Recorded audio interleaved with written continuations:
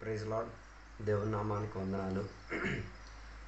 దేవుడు మనల్ని ఇంతవరకు సహాయపరిచి విడిపించినందుకు దేవుని యొక్క కృపలో నడిచి తీరడానికి దేవుడు వాత్సల్యాన్ని దయచేసిన దేవునికి స్తోత్రం.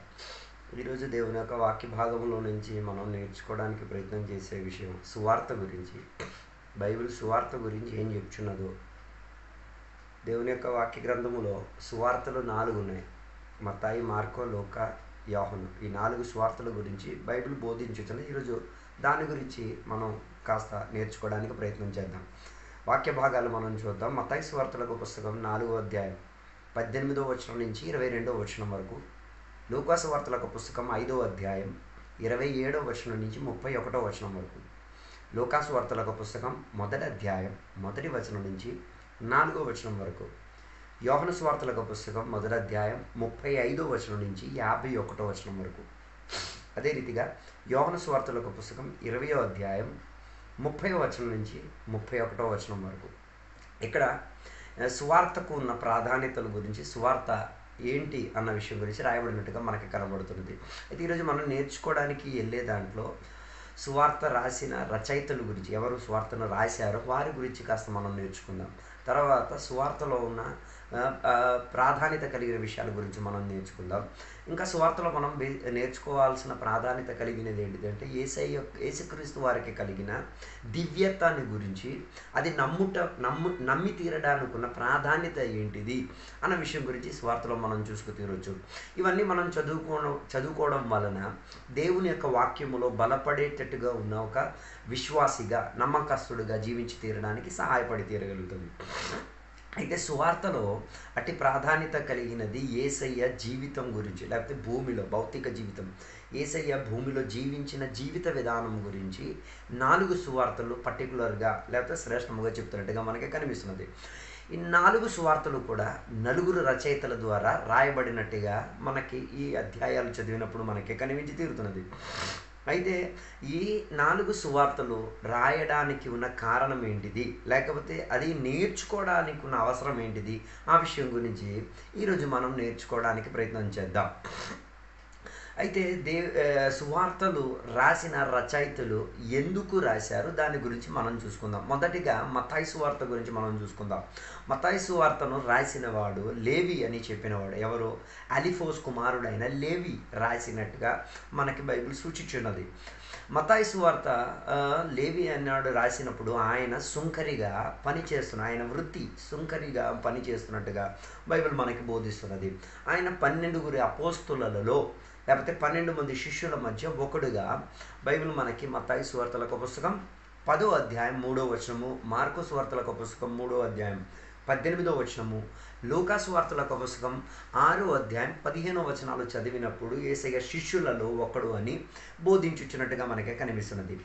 అయితే మత్తాయి అని చెప్పిన, లేకపోతే లేవి అని చెప్పుచున్న, మత్తాయి అని చెప్పుచున్న ఈయన కపర్నహూము అన్న నగరానికి చెందినట్టుగా, లేకపోతే కపర్నహూములో నివాసిగా ఉండనట్టుగా బైబిల్ చెప్పుచున్నది. అయితే ఆయన వృత్తి నేను చెప్పాను. ఆయన చేసిన పని సుంకరిగా అందరి దగ్గర ఏం చేసుకునేవాడు, డబ్బులను ఆదాయం చేసుకునే ఒక పనిలో ఉండేవాడు. అయితే గొప్ప విషయం ఏంటిది అంటే తనకున్న ఉద్యోగ తరగతిలో ఆయన ఏం చేసుకునేవాడు, పన్నులు వసూలు చేసుకొని బతుకుతూ ఉండేటట్టుగా మనకి బైబిల్ సూచించున్నది. అయితే ఆ పన్నులు వసూలు చేసుకోవడానికి ఉన్న క్రమం రోమియోల సాంప్రదాయంలో, లేకపోతే రోమియోలు ప్రభుత్వం చేసుకున్న ఆ కాల తరగతిలో పన్నులు వసూలు చేసుకోవడం రోమిల వలన కాలేకపోవడం వలన ఇలా కొందరు సుంకరులను వాళ్ళు ఎంచుకొని, వారి చదువు, విద్య, జ్ఞానం, తెలివిని బట్టి వారిని కొందరిని ఎంచుకు తీరి వారి మూలంగా పన్నులు సామాన్య ప్రజల దగ్గర నుంచి ఏం చేసుకోవడం, వసూలు చేసుకోవడం జరుగుతున్నట్టుగా మనకి కనిపిస్తున్నది.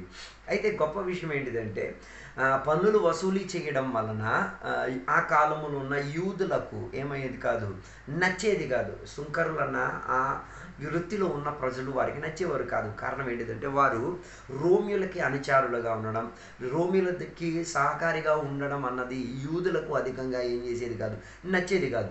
రెండోదిగా వారు పన్ను వసూలు చేసుకోవడం, ప్రజల దగ్గర నుంచి తీసుకోవడం, రోమియోలకు ఇచ్చుకు తీరడం యూదులకు ఏ రీతిగా అదేం చేసేది కాదు, నచ్చేది కాదు. దాని వలన యూదులు వారిని అధికంగా ద్వేషించేవారు. అయితే ఆ పద్ధతుల్లో ద్వేషించిన ప్రణాళికలో అధికంగా మనకి కనిపిస్తున్నది యూదులు అధికంగా పాపులను అదే రీతిగా సుంకరులను కించపరిచే స్థాయిగా, లేకపోతే అతి తక్కువగా చూసుకునేటట్టుగా మన కాల తరగతిలో ఏ రీతిగా కులం వ్యవస్థితి ఉందో తక్కువ కులస్తులను ఎక్కువ కులస్తులు ఏం చేయరు, చేర్చుకోవడం కానీ అంగీకరించడం కానీ ఉండదు.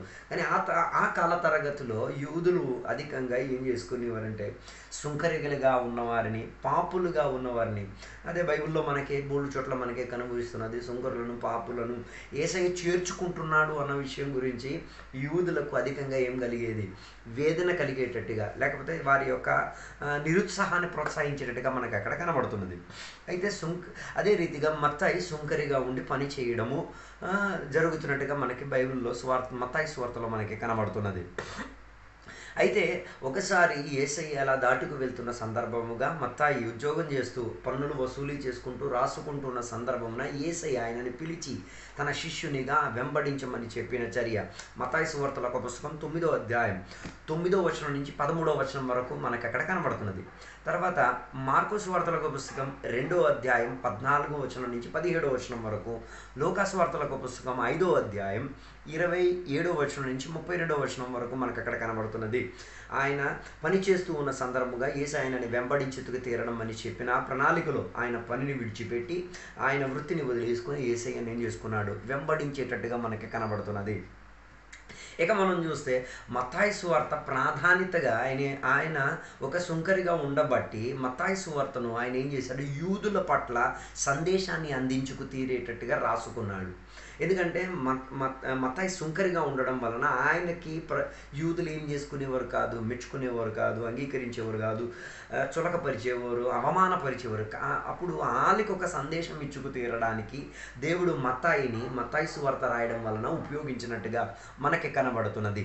అయితే మత్తాయి ప్రాధాన్యత చెందేటట్టుగా మత్తాయి సువార్త రాసి తీరేటప్పుడు యేసయ్యను ఒక రాబోచున్న యూదుల కొరకు రాబోచున్న ఒక రాజుగా కనబడి తీరేటట్టుగా ప్రకాశవంతంగా పరిచేటట్టుగా ఈ పుస్తకాన్ని రాయడం జరిగింది. ఇప్పుడు మత్తాయి సువార్త రాయడం వలన యూదులకు ఒక సందేశం అందబడి తీరింది. ఏమని? వారు ఎదురు చూసుకుంటున్న మెస్సయ్య, లేకపోతే వారు ఎదురు చూసుకుంటున్న రాజు, వారు ఎదురు చూసుకుంటున్న యేసయ్య, వారు ఎదురు చేసుకుంటున్న మెస్సయ్య, అభిషక్తుడు రాజు యేసయ్యే అన్న సందేశాన్ని బోధించేటట్టుగా మత్తాయి సువార్త, అదే మనం మత్తాయి సువార్తలకు పుస్తకం 2వ అధ్యాయం 2:5లో యూదులకు రాజు ఎక్కడున్నాడని అడిగి తీరేంతట్టుగా ఉన్న ప్రస్తావన మనకు అక్కడ కనిపిస్తున్నది. ఇలా మత్తాయి తన సువార్తను ఈ రీతిగా యూదులకు ప్రకటించి అందించేటట్టుగా, సందేశాన్ని అందించినట్టుగా బైబిల్ మనకి బోధించి తీరుతున్నది.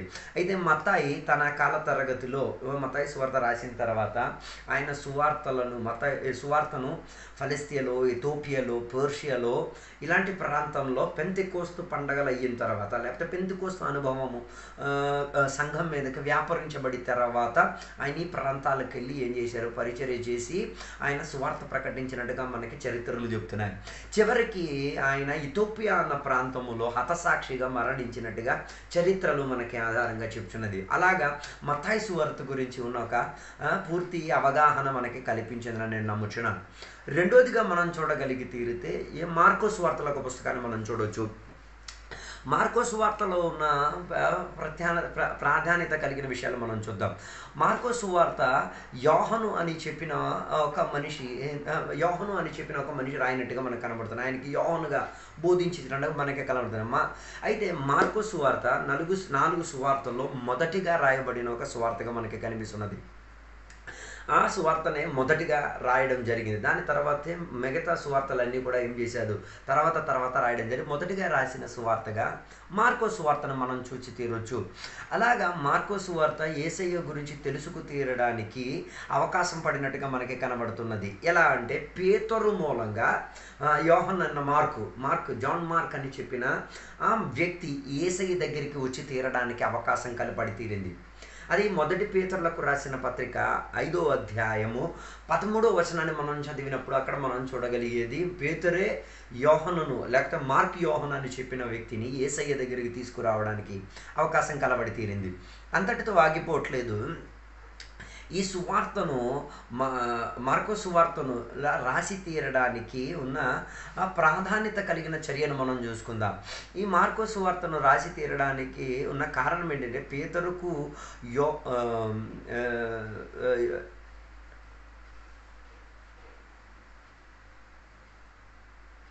పేతురు మార్క్ యోహానును పిలవడం వలన ఏం జరిగింది అంటే ఆయన అధికంగా యేసయ్యను తెలుసుకు తీరడానికి, యేసయ్యతో వెంబడించుకు తీరడానికి ఉన్న ప్రణాళిక అధికంగా ఆయనను ఏం చేసింది, సహాయపడి తీరింది. ఈ మార్కు అని చెప్పిన ఈ వ్యక్తియే పౌలుతో మొదటి మిషనరీ ప్రయాణములో బయలుదేరినట్టుగా మనకి కనబడుతున్నది. ఆయన పౌలుకు స్నేహితుడుగా అపోస్తుల క్రియ 12వ అధ్యాయం 25వ వచనము, అపోస్తుల క్రియ 13వ అధ్యాయం 14వ వచనము, అపోస్తుల క్రియ 15వ అధ్యాయం 35 నుంచి 38వ వచనాలు మనం చదివినప్పుడు మొదటి మిషనరీ దండయాత్రలో జాన్ మార్క్ కూడా ఉన్నట్టుగా మార్కోసు వార్త రాసిన మార్కోసు వార్తను మన చేతికి అందించిన జాన్ మార్క్ కూడా ఎవరితో, బర్నబాతో కలిసి మొదటి ప్రయాణంలో వెళ్ళినట్టుగా మనకి కనబడుతున్నది. అయితే ఈ జాన్ మార్క్ అని చెప్పిన ఈ మనిషి బర్నబాకు సహోదరుడిగా కొలొస్సె పత్రిక 4వ అధ్యాయం 10వ వచనం మనకి చెప్తున్నది. ఇలాగా మార్కొసు వార్తలో ఉన్న సందేశం మనకి ప్రాధాన్యత కలిగేటట్టుగా మనం చూడగలిగితే యేసయ్యను ఒక సేవకుడిగా, ఒక పనివాడిగా గుర్తించుకొని మనకి చూపించుచున్నట్టుగా కనబడుతున్నది. అయితే ఆ పనివాడు దేవునికి పనికొచ్చే పాత్రునిగా ఉపయోగింపబడుతున్నట్టుగా మార్కొసు వార్త మనకి సందేశాన్ని ఇచ్చినట్టుగా మనకి కనబడుతున్నది. ఆయన పూర్తిగా దేవునికి పరిచర్య చేసిన పరిచారకుడిగా, పనివాడిగా, పంపబడిన వాడిగా మార్కొసు వార్త మనకి యేసయ్య గురించి మనకి కనిపిస్తున్నది. అయితే ఈ మార్కొసు వార్తను ఎవరి కోసం, రోమిల కొరకు రాయడం జరిగింది. కారణం ఏంటిది అంటే వారు ప్రజలకు అధికంగా ఏం చేసేవారు, బానిసపరిచేటట్టుగా లేకపోతే దాసత్యం కింద ఉంచడానికి ప్రయత్నం చేసినట్టుగా మనకి కనబడుతున్నది. ఈ కాలంలో పార్టీలు మనం చూడొచ్చు. ఆ కాల తరగతులు పార్టీలు కాదు కానీ ఆ కాలంలో ప్రభుత్వ పరిచిన నాయకులు, అధికారులు ఎవరు ఉండేవారో వారే సామాన్య ప్రజలకు లేకపోతే మామూలుగా ఉన్న ప్రతి మనుషులకు ఏం చేసుకునేవారు, వారు ప్రభుత్వ పరుచుకొని ఉంచినట్టుగా మనకి కనబడుతుంది. అయితే ఆ కాల తరగతిలో రోమ్యులు అధికారములో ఉండబట్టి వారు సామాన్య ప్రజలకు ఏం చేశారు, దాసులుగా చూచుకునేవారు. అప్పుడు ఆ దాసత్వాన్ని, అది నిజమైన దాసత్వం కాదు, యేసయ్యే నిజ దాసత్వానికి ఉన్న లక్షణాలు చూపించిన వాడు అన్న విషయాన్ని బోధించుకు తీరడానికి మార్కొసు వార్తల యొక్క పుస్తకం రోమియులకు సందేశముగా రాయబడడం జరిగింది. అలా రోమియులకి ఒక ఐడియా, ఒక అవగాహన కల్పించి తీరింది. యథార్థముగా దాసత్వములో ఉన్న పని ఏంటిది, దాసత్వమునుకున్న లక్షణం ఏంటిది, యథార్థ దాసత్వం క్రీస్తు యేసువే అన్న సందేశము వారికి నిజ దాసత్వానికి ఉన్న సౌరభ్యాన్ని చూపించుకోగలిగి తీరింది. అలాగా మార్కు తన పరిచర్య కాలాన్ని ముగించుకు తీరి ఐగుప్త దేశములో ఉన్న అలెగ్జాండ్రియా అని చెప్పిన ప్రాంతములో యేసయ్య కొరకు హతసాక్షి అయినట్టుగా మనకి చరిత్రలో ఆధారం చూపించుతుంది. ఇలా మనకి మార్కొసు వార్త గురించి ఒక అవగాహన వచ్చి తీరింది.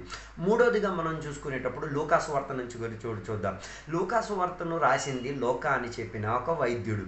ఆయన గురించి బైబిల్ చెప్పేది, ఆయన అంతోక్య అన్న నగరానికి నివాసిగా మనకి బైబిల్ చెప్తున్నది. అయితే లోకా రాసిన 2 పుస్తకాలు ఉన్నాయి. ఒకటి లూకాసు వార్త రాశాడు, రెండోది అపోస్తల క్రియను కూడా లోకానే రాసినట్టుగా మనకి ఈ 2 పుస్తకాలు చదివినప్పుడు మనకి కనిపిస్తున్నది. ప్రాధాన్యత కలిగిన మాట ఏంటిదంటే లోక ఒక వైద్యుడు అన్నట్టుగా బైబిల్ పౌలు దానిని సూచించుచున్నది. కొలొస్సె పత్రిక 4వ అధ్యాయం 11వ వచనం నుంచి 14వ వచనం వరకు మనం చదివినప్పుడు లోక ఒక వైద్యుడు, వైద్యవృత్తిగా డాక్టర్గా వైద్యం చేసుకునే చర్యలో ఉండేటట్టుగా మనకి పౌలు గారు దాన్ని కొలొస్సె పత్రికలో వ్యాఖ్యానపరచుచున్నాడు. అయితే పౌలుతో మంచి స్నేహబంధాన్ని ఏర్పరచుకొని పౌలు యొక్క మరణకాల తరగతి వరకు తోడుగా, స్నేహితుడుగా ఉండేటట్టుగా మనకి బైబిల్ చెప్తున్నది. కొలొస్సె పత్రిక 4వ అధ్యాయం 14వ వచనం, అపోస్తల క్రియ 16వ అధ్యాయం 10వ వచనం నుంచి 16వ వచనము, 2 తిమోతిలకు రాసిన పత్రిక 4వ అధ్యాయం 11వ వచనాలు చదివినప్పుడు పౌలుకి స్నేహితుడిగా లేకపోతే పౌలుతో కలిసి ప్రయాణం చేసిన ప్రయాణికుడిగా మనకి లోకాన్ని చూపించుచున్నట్టుగా బైబిల్ మనకి చెప్పుచున్నది.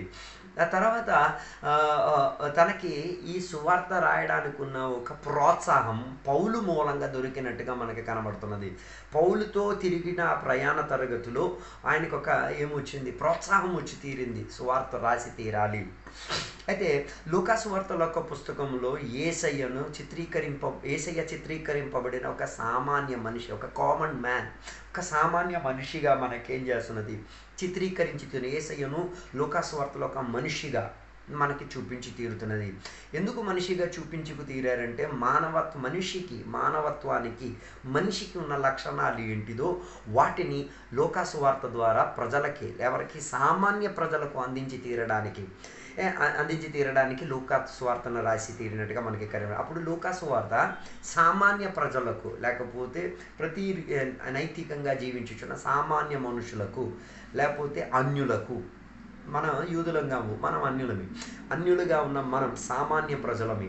కానీ యూదులకు ఉన్న ప్రత్యేకత ఏంటి, వారి దైవుని జనాంగం, లేకపోతే దేవుని ద్వారా పిలువబడిన జనాంగం. మనం అన్యులము కాబట్టి మనకి సందేశాన్ని ఇచ్చి తీరడానికి, మానవిక స్వభావం దైవికతలో ఉన్నది అని బోధించుకు తీరడానికి లూకా సువార్తల యొక్క పుస్తకం మనకి అది రాయడం జరిగి తీరింది.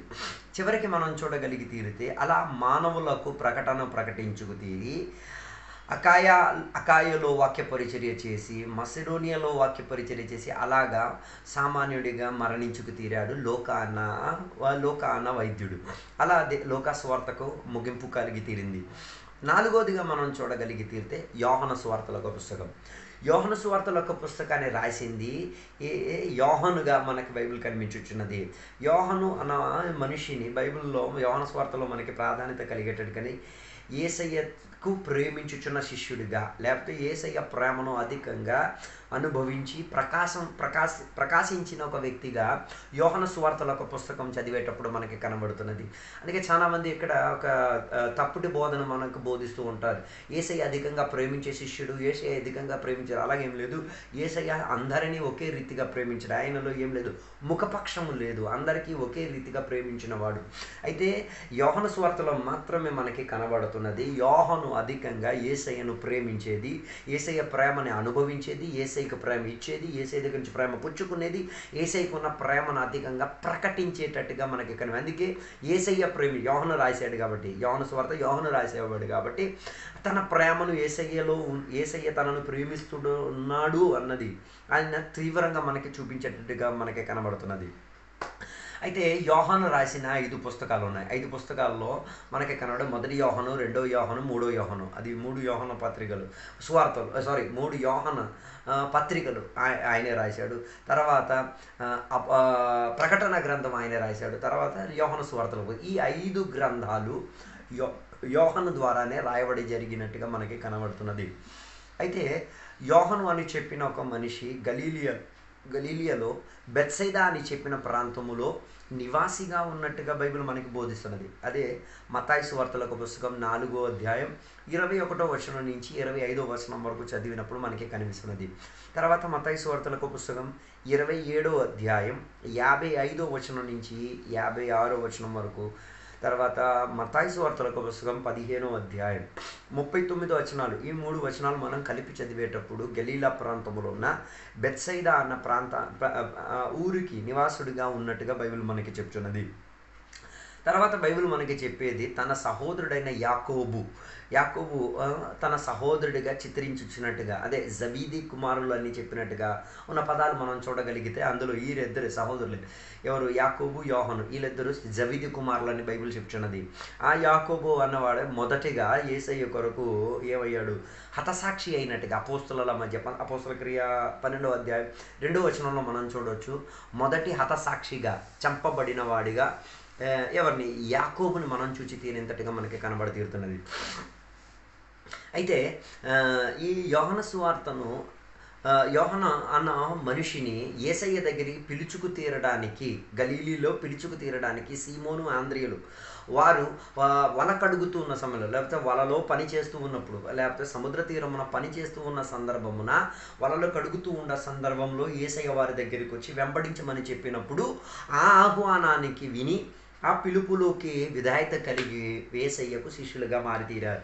అదే మనం ఎక్కడ మార్కో సువార్తల పుస్తకం 5వ అధ్యాయం 37వ వచనం చదివినప్పుడు, మత్తయి సువార్త 17వ అధ్యాయము 1 నుంచి 8వ వచనం చదివినప్పుడు, మత్తయి సువార్త 26వ అధ్యాయము 37వ వచనాన్ని చదివినప్పుడు, యోహాను సువార్తల పుస్తకం 13వ అధ్యాయం 23, యోహాను సువార్తల పుస్తకం 19వ అధ్యాయం 26వ వచనము, మత్తయి సువార్తల పుస్తకం 21వ అధ్యాయం 20వ వచనము, చివరికి మత్తయి సువార్తల పుస్తకం 19వ అధ్యాయం 34, 35 వచనాలు చదివినప్పుడు యేసయ్య పిలిచిన పిలుపు గురించి, ఎవరిని? యోహానును పిలిచిన పిలుపు గురించి స్పష్టంగా అక్కడ చెప్పుచున్నట్టుగా మనకి కనబడుతుంది.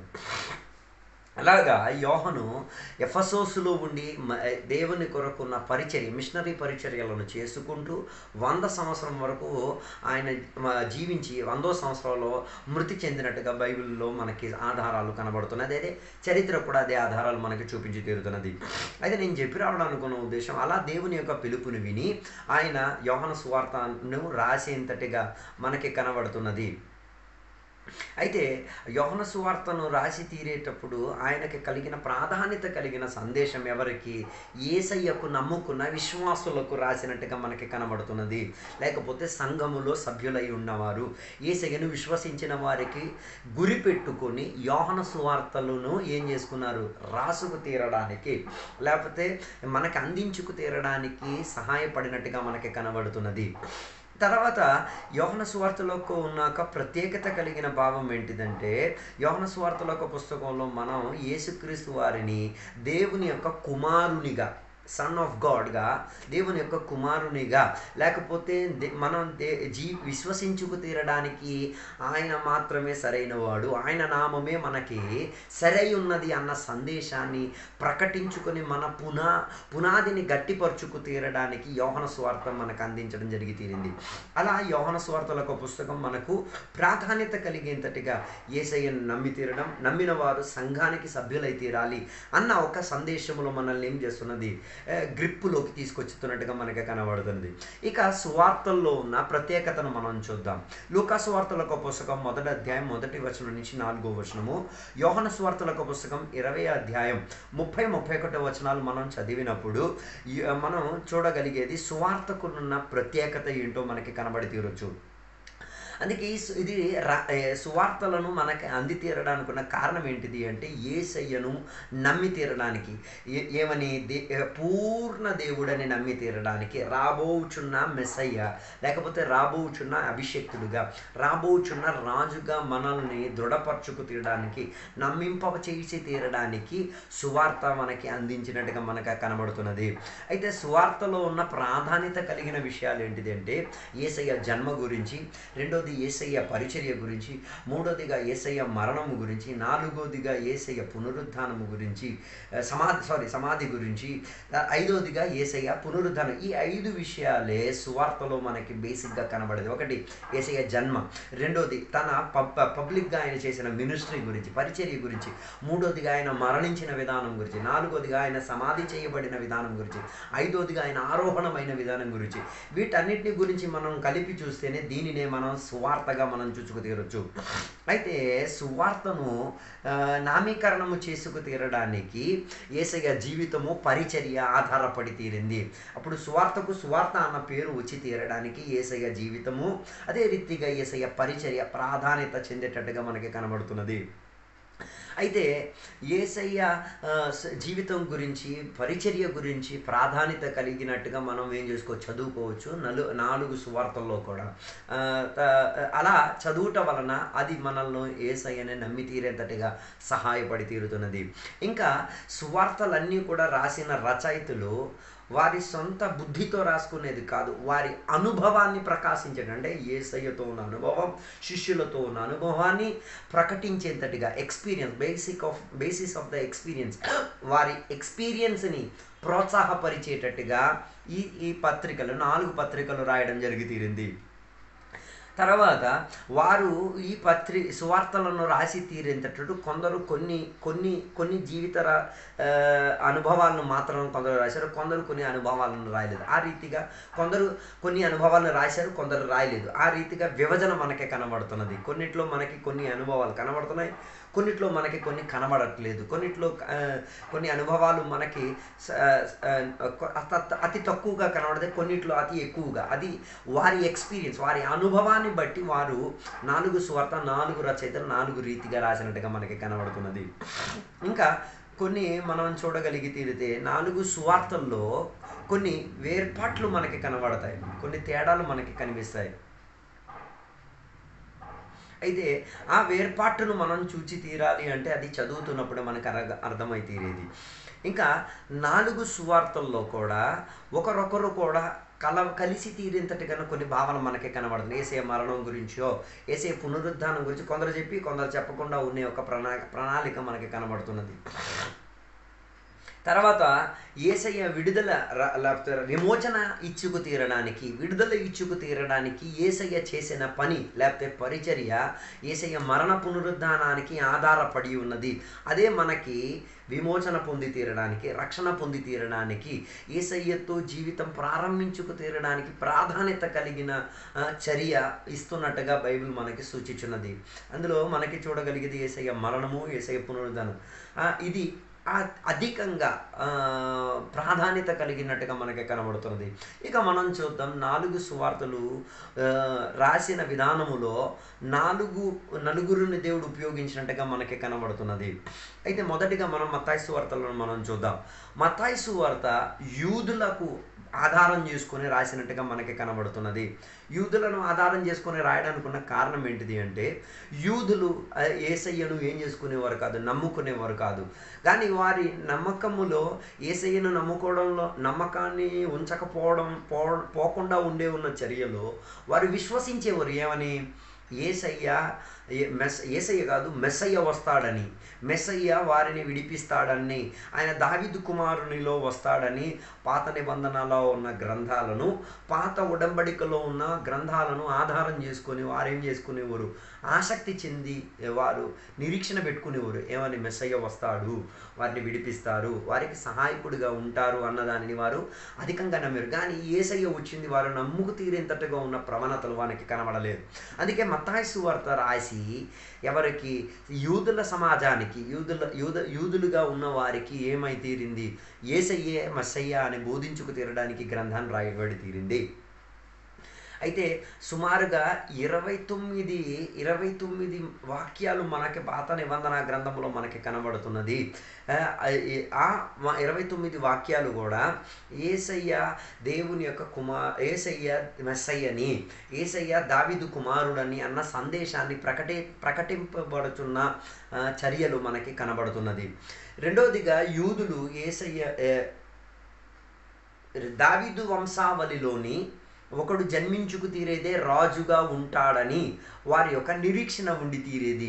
అందుకే వారు యేసయ్యను రాజుగా అంగీకరించలేదు, కానీ వారు అనుకునేవారు, వారి యొక్క నమ్మకములో, వారి యొక్క నిరీక్షణలో ఈ రీతిగా ఉండేది. దావీదు కుమారంలో లేకపోతే దావీదు వంశావళిలో దావీదు సింహాసనము యేసుకు తీరడానికి ఎవరు రాజుగా వస్తాడు, మెస్సయ్యగా వస్తాడు. కానీ వాళ్ళు నమ్ముకోలేకపోయారు. వచ్చిన యేసయ్య ఆయన అని వాళ్ళు అంగీకరించలేకపోయేవారు. అందుకే వారికి సందేశాన్ని ఇచ్చుకు తీరడానికి మత్తయి సువార్తను రాసి తీరేంతటిగా కనబడుతున్నది. అందుకే మత్తయి సువార్త మొత్తం చదివినప్పుడు యేసయ్య ఒక రాజుగా, రాజ్యాన్ని పరిపాలించేవాడిగా, ఒక అధికారం చెందినవాడిగా అనేక సందర్భాల్లో మనకి కనబడుతున్నాయి. మత్తయి సువార్త 2వ అధ్యాయం 2వ వచనము, మత్తయి సువార్త 2వ అధ్యాయం 6వ వచనము, మత్తయి సువార్త 2వ అధ్యాయం 25వ వచనము, అదే 25వ అధ్యాయం 31వ వచనం నుంచి 34వ వచనము, మత్తయి సువార్త 27వ అధ్యాయం 35 నుంచి 37వ వచనాలు చదివినప్పుడు యేసయ్య రాజుగా ఉన్న పాత్రలు వహించిన చర్యలు బోల్డ్ ఉన్నాయి. వాటి గురించి మనం అక్కడ చదివి తీరొచ్చు. అప్పుడు యూదులకు మత్తయి సువార్తను రాయడం జరిగింది. యేసయ్య రాజుగా ఉన్నట్టుగా ఉన్న చిత్రీకరణ మనకి మత్తయి సువార్తలో కనబడుతుంది. రెండోదిగా మార్కో సువార్తలకు మనం వద్దాం. మార్కో సువార్తను మనం చూడగలిగి తీరితే అందులో మనకి ప్రాధాన్యత కలిగేటట్టుగా కనబడేది మార్కు రోమ్యులకు ఈ సందేశాన్ని రాసినట్టుగా మనకి కనబడుతున్నది. రోమ్యులు అధికంగా ప్రయాసపడిన వాళ్ళు, రోమ్యులు అధికంగా విధాయత కలిగిన వారు, రోమ్యులు అధికంగా సమాజానికి మేలు కోరడానికి ప్రయత్నం చేసుకునేవారు.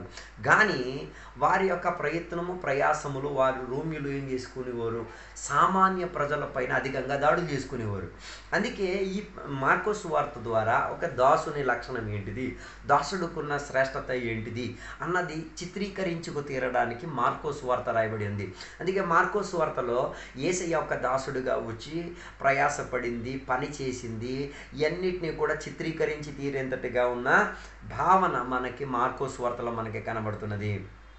కానీ గొప్ప విషయం ఏంటిది అంటే మార్కోసు వార్తలో యేసయ్య జన్మ విషయం గురించి కానీ తన కుటుంబ తరగతి గురించి మనకి ఏ సందేశం మనకి కనబడదు. కేవలం మనకి అక్కడ కనబడేది యేసయ్య పరిచర్యలో ఉన్న ప్రాధాన్యత కలిగిన చర్యలే మనకు అధికంగా కనబడుతున్నది. ఇక యేసయ్య ఒక సేవకునిగా దైవ చిత్తాన్ని నెరవేర్చి భూమిలో జీవించుకున్నాడు అన్న ఒక సందేశం మనకి మార్కోసు వార్త 10వ అధ్యాయం 45వ వచనం చదివేటప్పుడు, మార్కోసు వార్త 10వ అధ్యాయం 45వ వచనం చదివేటప్పుడు మనకి కనబడుతున్నది. దేవుని యొక్క చిత్త నెరవేరింపు కొరకు ఒక దాసునిగా ఆయన పనిచేశాడు. భూమిలో ఒక దాసునిగా దాసత్యం అన్న కాడిని మోసుకు తీరి ఆయన లోకానికి సందేశం ఇచ్చి తీరాడు. ఆయన ఒక మంచి దాసుడు, ఆయన ఒక మంచి పనివాడు అన్న లక్షణం చూపించి తీరేంతటిగా మార్కోసు వార్త మనకి చూపించి తీరుతున్నది.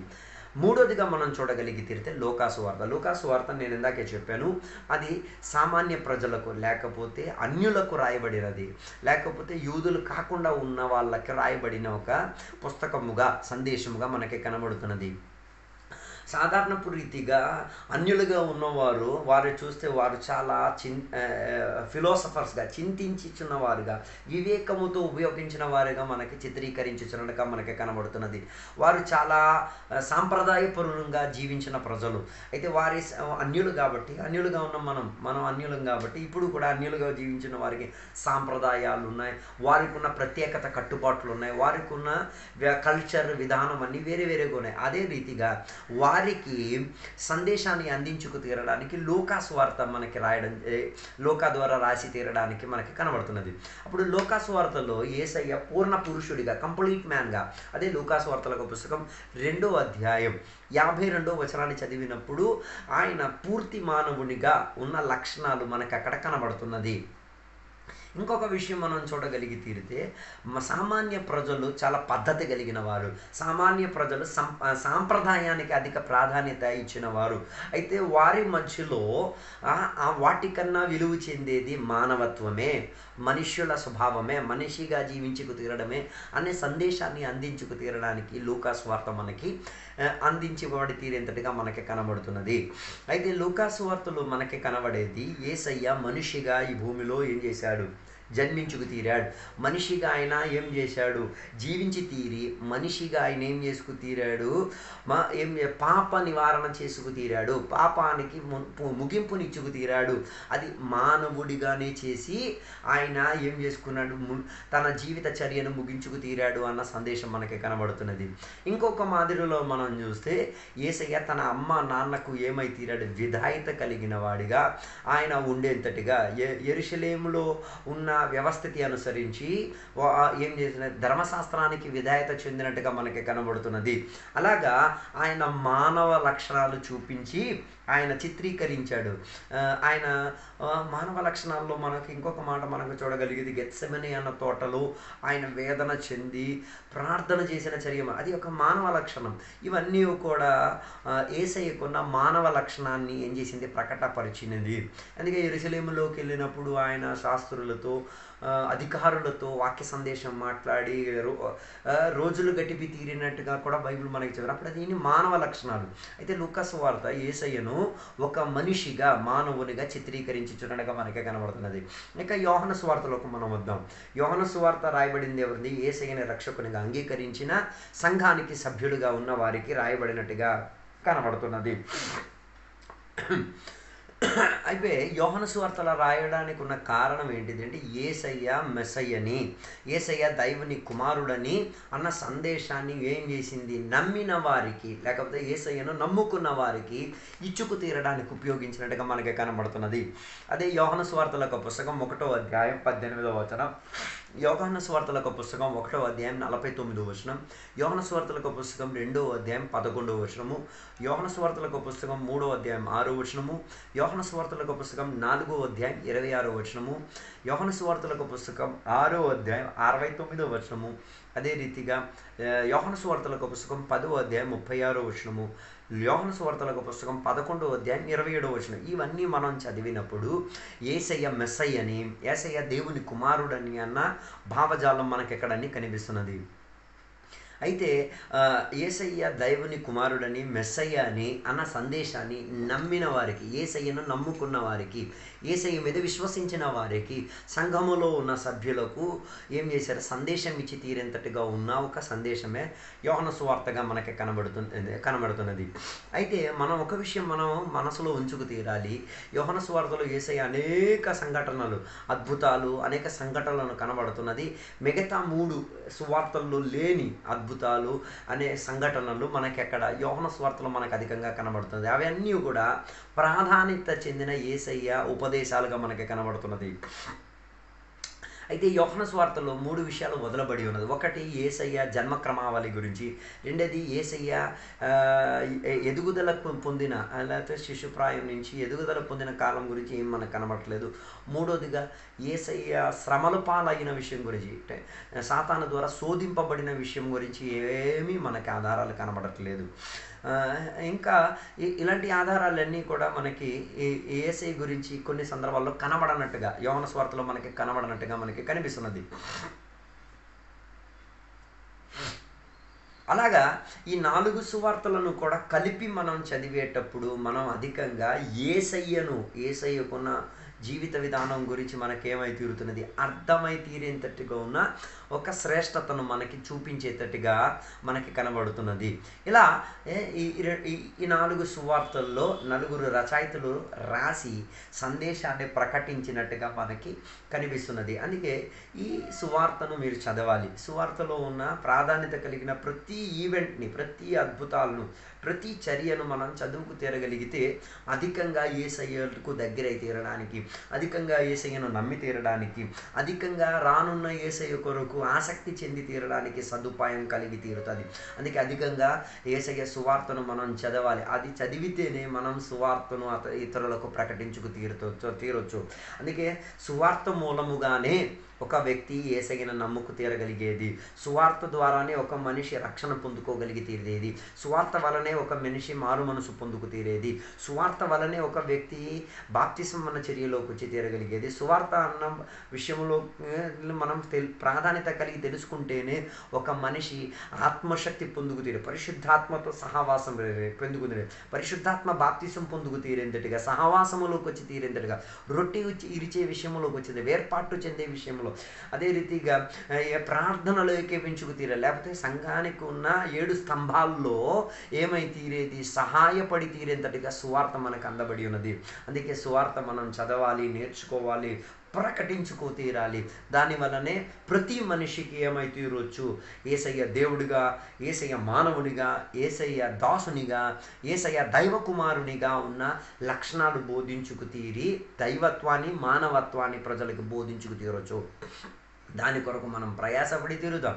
ఈ వాక్యాల ద్వారా దేవుడు మీ అందరిని దీవించునుగాక. ప్రార్థన చేసుకుందాం. పరిశుద్ధుడ మహోన్నతుడ దేవా, నీకు వందనాలు. ఈ వాక్య సందేశము ద్వారా దేవా, నీ వాక్య లేఖనాల్లో నుంచి 4 సువార్తల గురించి నేర్పించుకు తీరడానికి కృపావాత్సల్యం దయచేసినందుకు స్తోత్రమయ్యా. ఇందులో నుంచి దేవా మేము నేర్చుకున్నాం, యేసయ్య రాజుగా ఉన్నాడు, యేసయ్య రాజుగా రాబోచున్నాడు, యేసయ్య మనిషి కుమారునిగా, యేసయ్య దైవ కుమారునిగా, యేసయ్య దేవుని యొక్క పోలికలో జీవించిన వాడిగా, ఒక దాసునిగా ఉన్నట్టుగా దేవా చిత్రీకరణ మనకి కలవగలిగి తీరింది. ఇది రోమిలకు కూడా విడుదలే, ఇది యూదులకు కూడా విడుదలే, ఇది సామాన్య ప్రజలకు కూడా విడుదలే, ఇది దేవునికి నమ్మిన సంఘస్థులకు కూడా ఇది అందరికీ, మానవులందరికీ కూడా సహాయపడినదే. దీని మూలంగా దేవా అందరూ విడుదల పొందుకు తీరాలి. దేవా ఈరోజు ఈ వాక్య సందేశాన్ని విన్న వారి కొరకు మేము ప్రార్థన చేస్తున్నాం.